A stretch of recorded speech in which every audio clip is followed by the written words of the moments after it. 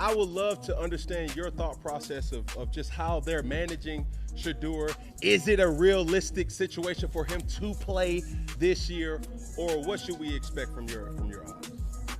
Well, from what I'm told, Dylan Gabriel has been better, has played better, and is more ready, whatever that means. But this is what I was told.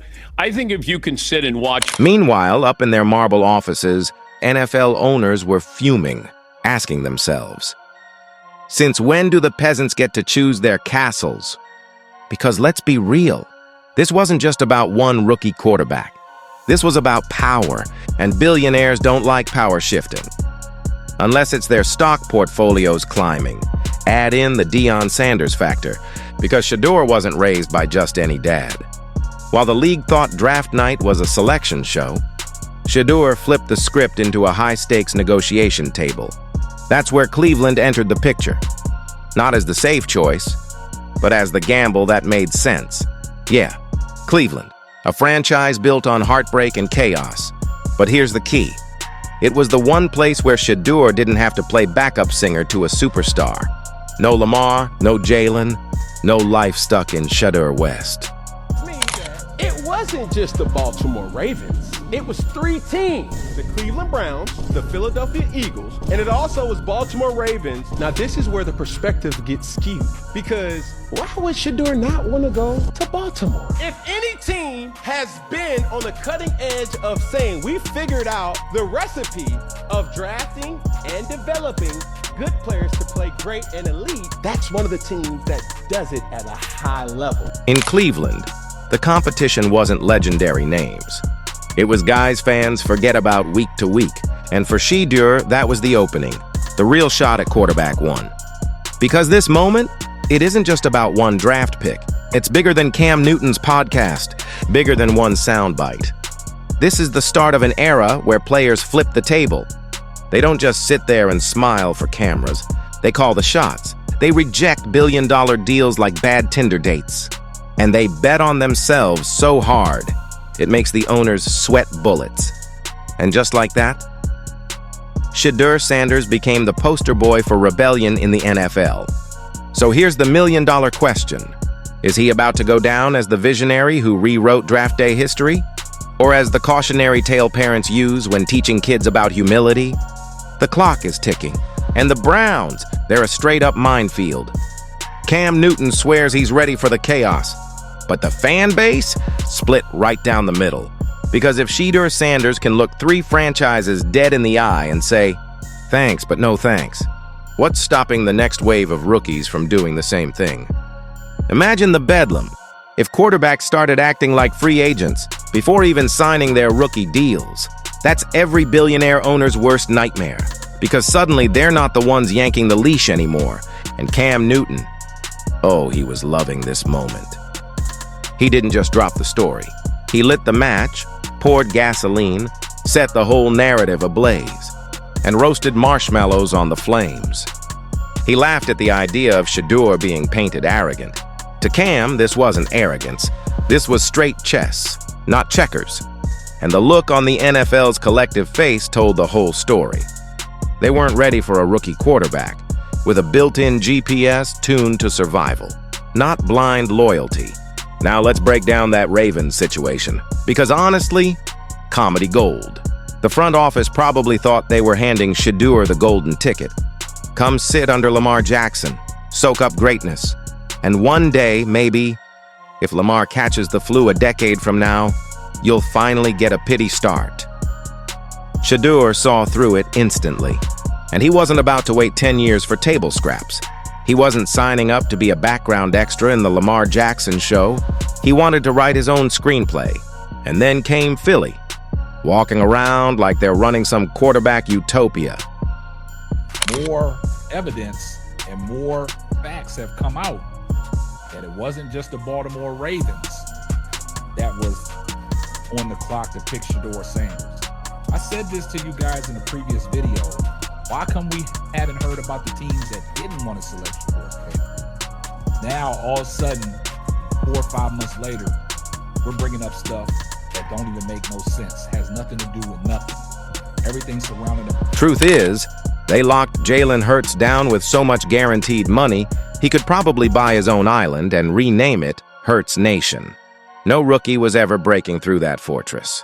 The Eagles probably thought Shedeur would beam with pride, holding a clipboard like it was a championship trophy.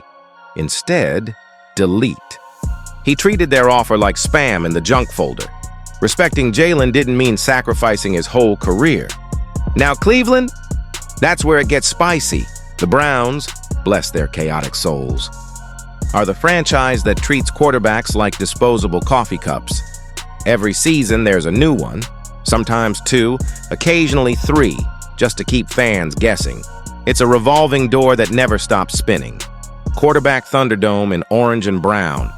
And here's the twist. Shedeur didn't see that as a red flag. He saw it as neon green opportunity. Why waste years hiding behind Lamar and Jalen when you can roll the dice in Cleveland, where the bar for competent quarterback is so low, it's practically buried underground? The NFL's old guard hates this kind of thinking. And speaking of traditionalists, enter Alex Smith. He wasted no time suggesting Shedeur blew it, that he should have just taken whatever franchise tossed him a bone.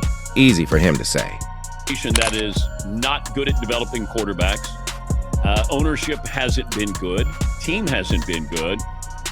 You get bad habits. And I think being in a good organization and understanding top to bottom would have been more important. But I think you'll get a chance. I just don't know if you get a chance for a bad team, then people say, yep, see, told you he couldn't play. Well, see, with that, hearing that he did not want to go to the Baltimore Ravens was a definite head scratcher. But when you have certain other details about that situation. This is the same guy who spent half his career being treated like a rental car, while his teams window shopped for younger models. Of course, Alex wants the new generation to follow the same tired, miserable script. Misery loves company. But Shedeur? He didn't come to the NFL to smile, nod, and be a company man. He came to flip tables, tear up scripts, and write his own damn playbook. Meanwhile, fans turned social media into an all-out war zone. One camp screamed that Shedeur was a flat-out visionary, rewriting the rules before he even took a snap. The other camp fired back that he was just writing checks his rookie arm couldn't cash. Chaos in the comments, and right there in the middle, NFL owners sweating bullets, realizing for the first time that the players they draft aren't cattle on an auction block. They're businessmen. They're thinkers. They're calling shots. And that's what really burned the owners. Because if rookies start demanding respect and control over their own careers, what's next? Power that doesn't belong to them anymore. And billionaires can't live with that. It wrecks the system. And looming over all of this, Shedeur Primetime Sanders. He's been in Shedeur's ear since Pee Wee football. Drilling in the lessons. Never settle, never bow, and never let anyone else hold the pen to your destiny. The Browns may be dysfunctional, but dysfunction breeds opportunity. Shedeur isn't walking into Cleveland to hold a clipboard and politely clap. No, he's stepping into a quarterback carousel so wild. That one hot drive could launch him straight into the starter conversation. Compare that to Baltimore -- where he could throw dimes for 5 years and still never sniff the field. Or Philly -- where his name would have collected dust at the bottom of the depth chart. Cleveland is messy, it's unpredictable, it's a storm. But in that storm lies opportunity. And Shedeur came armed with stubbornness, confidence, and a gambler's mindset ready to bet on chaos. This is the new NFL storyline unfolding before our eyes, rookies calling their own shots. Not every rookie, of course. Most will still cry on stage and thank their high school coach when the Texans draft them. But the precedent is set now.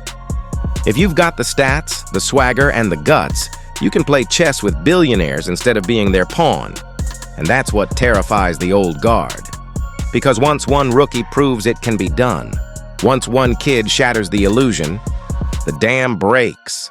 And when it does, the whole league better be ready for the flood. Here's the kicker. Nobody saw it coming. This isn't just Shedeur Sanders making waves. This is a cultural shift ripping through the NFL like a blitz no one called. Owners, coaches, analysts, they can scream arrogance all they want. But deep down, they know the truth. The leash just snapped. For decades, rookies were taught to smile, shake hands, and pray for a chance. Shedeur said, "Nah, I'll choose my own destiny." And in doing so, he cracked the mold wide open. Think about it. Every college star watching this story is taking notes. Every kid throwing spirals in a backyard now knows there's another way, a louder way, a bolder way to play the draft game. And the owners? They're shaking. Because when the cattle stop moving in a straight line, the whole farm goes up in chaos. Cam Newton set it off. Shedeur Sanders doubled down. Now the spotlight is burning hotter than ever. Cleveland is rolling the dice. Fans are divided like rival gangs on Twitter.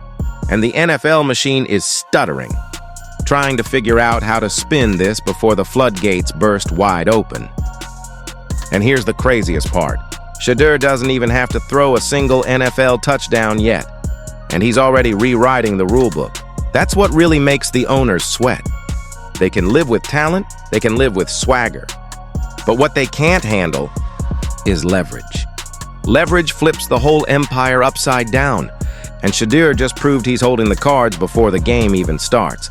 Now picture this. Training camp, Cleveland. Every camera locked on him, and every teammate wondering, is this the kid who finally breaks the curse? He doesn't need to be perfect. He just needs to be bold enough to survive the chaos. One laser pass, one clutch drive, and suddenly the headlines change from arrogant rookie to the savior Cleveland didn't deserve.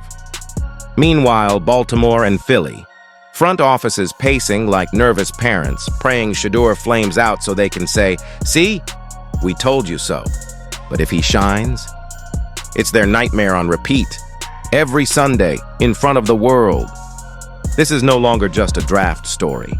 It's a revolution brewing under the NFL's nose. Shedeur Sanders has lit the fuse, and the league has no idea how big the explosion will be. The only question now, how will this story age? Will Shedeur be remembered as the quarterback who refused to play sidekick, forcing the NFL to change its ways, or as the tragic cautionary tale of the kid who thought he was too big for his own cleats? Either way, he rejected billion-dollar franchises like they were items off the dollar menu, and he made NFL owners sweat in places they didn't even know they could sweat. That's not just bold, that's revolutionary. And revolutionary figures, whether they rise to glory or crash and burn, always leave the league forever changed.